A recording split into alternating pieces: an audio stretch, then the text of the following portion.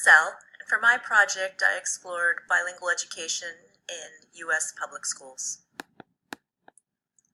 This map shows the percentage of English language learners in U.S. public schools in 2015. The national average is 9.5%, but in states like California, that number is much higher at 21%. And this is a growing trend. In 2000, the number of English language learners was 3.8 million. In 2015, that number had risen to 4.8 million.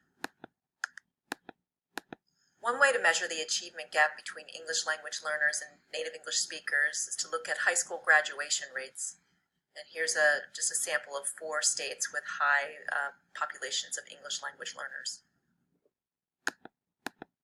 There are several different models of bilingual instruction. The most common is the transitional bilingual classroom, where students are initially taught in their native language to build some basic literacy, but quickly transitioned to an English-only classroom. Then there are developmental bilingual programs where there's more native language instruction with the goal to educate students who are bilingual and biliterate, and they exit to the English-only classroom after usually 6 or 7 years. And finally, there are dual immersion programs where they combine native English speakers and second language students and provide instruction in 2 languages to educate students who are bilingual and biliterate. Research into the benefits of bilingual education. There is no interruption of instruction in other subjects, so a student who's learning English doesn't fall behind in math or science, in theory narrowing the achievement gap. And as a result, English language learners' self-perception as students is more positive. And then there's also been a lot of research into the cognitive benefits of bilingualism. And I just want to say a few words about the picture in the corner here. This is my daughter Lucy when she was in 4th grade and her friend Jonathan, and they both benefited from being in a dual immersion language program.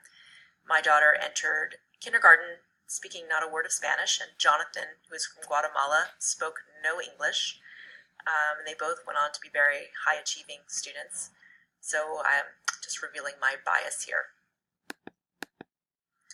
Some educators believe that an English immersion experience is more advantageous for ELL students. They believe that ELL students will transition to English more quickly if they are put into the immersion classroom. They also see social benefits for ELL students being integrated in the mainstream classroom right away. There's also a style of English immersion called sheltered English immersion, where ELL students are pulled from the class and taught in a level of English appropriate to their comprehension. I just want to highlight a few significant court decisions regarding bilingual education. The first is Meyer v. Nebraska, 1923, in which the Supreme Court struck down a state law that forbid the instruction in any language other than English.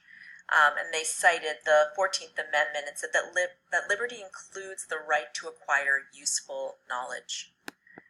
Lau v. Nichols in 1974 is perhaps the most significant decision. This was a time when the San Francisco public schools were being integrated, and there was a large number of students who were from Chinese families who spoke very little to no English. I think the number is about 2,800. And only about 1,000 of these students were receiving any supplemental English instruction. And the courts ruled that this was unfair. And the famous quote from Justice William Douglas I included at the bottom of the page, in which he says that students who do not understand English are effectively foreclosed from any meaningful education. And this opinion is often cited in defense of bilingual education. Cerna v. Portales, New Mexico Municipal Schools came just a few months after Lau v. Nichols, in which a group of parents argued that their students needed more bilingual instruction and more bilingual teachers, and they were supported in courts. In 1968, the U.S. government passed the Bilingual Education Act, the first federal legislation to recognize the needs of English language learners and provide funding to support them. But these programs were still only voluntary. It wasn't until 1974 in the Equal Opportunities Act that it became mandatory to offer support in the form of bilingual instruction to English language learners. The popularity of these programs rose and fell over time. For instance, No Child Left Behind renamed the Office of Bilingual Ed and Minority Language Affairs into the Office of English Language Acquisition, signaling an era when the popularity of English-only classrooms and single language instruction were more popular. Under Obama,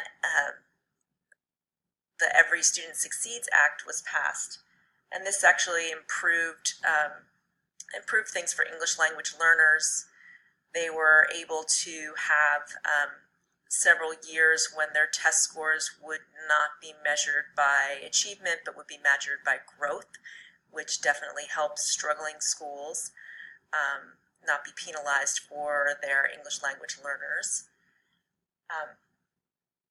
And it also implemented some uniform evaluation criteria for English language learners and the services that they would receive. No matter what model of instruction schools select, educating English language learners poses significant challenges. The first and foremost is the issue of differentiation of instruction. How do teachers instruct students who have radically different levels of English proficiency? And going along with that is the issue of assessment. How to structure assessments that allow ELL students to demonstrate what they know. And finally, there's a significant shortage of bilingual teachers. In 2016, 32 states reported a shortage of qualified teachers to work with their ELL students. If you're interested in the issue of bilingual education, I'd like to suggest a couple of resources for you to consider. The first is Improbable Scholars, a book by David Kerp that traces the turnaround of the Union City, New Jersey school district schools, which were failing, and majority of their students are English language learners and lower socioeconomic class, and a complete success story. So it's one portrait of a transitional bilingual model really having a lot of success. The second resource is a short fiction film called Immersion, which illustrates the point of view of a student who is newly arrived in an American school from Mexico, and his struggle, and the struggle of his teacher to help him succeed. Both of these are, I think, very interesting perspectives to add to this issue.